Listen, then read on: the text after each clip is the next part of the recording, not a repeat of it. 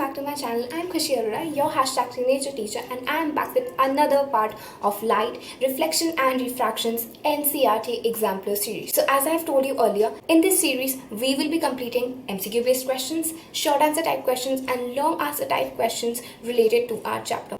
So in the last video, we have already completed 10 MCQ based questions, and in today's video, we will be completing the rest of the MCQ based questions. So if you have not yet checked out the last video, please do check it out. I have pinned the link in the description.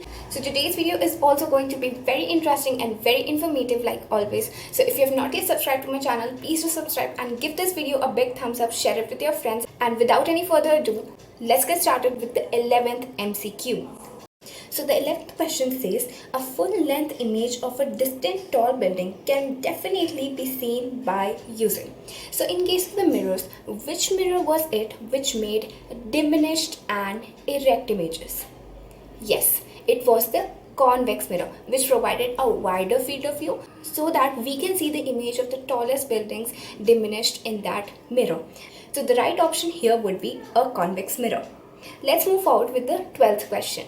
So the 12th question says, in torches, searchlights and headlights of vehicles, the bulb is placed. So, do you remember which type of mirror do we use in these torches, searchlights and headlights? Yes, it was a concave mirror which produced parallel beams of light. Yeah, so now let's get back to the ray diagrams of concave mirror. In which case were we getting a highly enlarged image? Yes, when we kept the image at the focus, we were getting some parallel reflected rays which we assumed that they would meet at a distance equal to infinity. So we were getting a highly enlarged image. So these parallel beams of light we were getting when the object was placed at the focus. So we just have to look for this option. Look at option B, very near to the focus of reflector. Yes, this is the answer that we are looking for. So the correct option would be B. Now let's move forward with the 13th question. The laws of reflection hold good for. Now we have already attempted this question while we were learning the concepts for this chapter. So please do check out the concept videos also of this chapter, because I have explained all of the concepts and also done the numerical based questions for this chapter, which will be very helpful to you all. So we already know the answer to the 13th question. It is all mirrors irrespective of their shape, because the laws of reflection follow the property of reflection which takes place on a highly polished and smooth surface, and all mirrors irrespective of their shape will have a highly polished and smooth surface. So the correct answer would be option D. Now let's move forward with the 14th question. So the 14th question is on our screens. Let's have a look at it. The path of ray of light coming from air passing through a rectangular glass slab is traced by 4 students A, B, C and D. So which one of them is correct?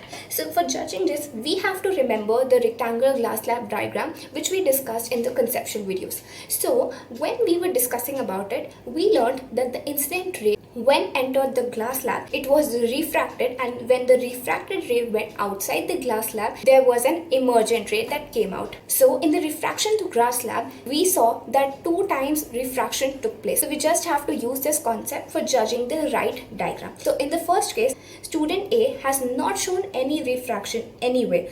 You see, the line is just going straight. This we can eliminate completely. So this will not be the right answer. B student has did it correct, because 2 times refraction has taken place. Here, when the incident ray is coming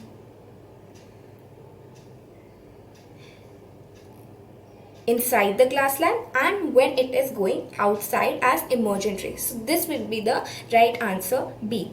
Let's look at C and D also. C has shown refraction in the last case and D has only shown refraction in the first case. So these two will also be incorrect, because in a rectangular glass slab we see that refraction takes place 2 times. 15th question says, you are given water, mustard oil, glycerine and kerosene. In which of these media a ray of light incident obliquely at same angle would bend the most? So for answering this question, you will have to remember the table of refractive indices that was given in our NCERT book. So here you can see the table. It shows that glycerine has the most refractive index. So it will bend by a larger angle. So the correct answer for this question would be D, glycerine. Let's move forward with the 16th question. It says, which of the following ray diagrams is correct for the ray of light incident on a concave mirror as shown in figure 10.6? For this question, we are given this figure 10.6 and we have to judge that when a ray of light is coming parallel to the principal axis, as you can see here, where will it go after reflection? So we already know when a ray of light comes parallel to the principal axis, it goes from the focus like this. So we just have to look for this option. In figure A, the incident ray is slightly away from the focus. So we can just eliminate this option. Then in figure B, the light ray is passing from 2F, which is not correct. In figure C, it is retracing its path. So this is also not correct. And figure D gives us the right answer. So the answer for this would be D, figure D. Now let's move forward with the 17th question. So the 17th question is also quite similar. Which of the following ray diagrams is correct for the ray of light incident on a lens shown in figure 10.7? So we are given this figure 10.7 and they are asking us that when the incident ray passes through the focus, in which direction will it go after refraction through a convex lens? So we already know when it is obliquely projected towards the focus, it passes parallel to the principal axis. In figure A, we have got the right answer that it is passing parallel to the principal axis. So we can go with figure A and option A. Now we can quickly move towards question number 18. Question 18 says, a child is standing in front of a magic mirror. She finds the image of her head bigger, the middle portion of her body of the same size and that of the leg smaller. The following is the order of the combinations for the magic mirror from the top. So we have already seen this type of question in our conceptual videos. So this is going to be very simple and a very quick revision for us. So it says that a child is standing in front of a magic mirror. Now this magic mirror gives her head image as a bigger image. So which mirror was it which made enlarged images? Yes, it was the concave mirror, and her middle portion is of the same size. So same size images are formed by the plane mirror and the legs were smaller. So smaller or diminished images were formed by the convex mirror. So what order did we get? Concave mirror, plane mirror and convex mirror is option C. Now let's move forward with the 19th question, which will be the last question of our MCQ based questions. It says, in which of the following the image of an object placed at infinity will be highly diminished and point size? So this is a very tricky question because we would think that the diminished images are always formed by the convex mirror and the concave lens. So we would go for that answer.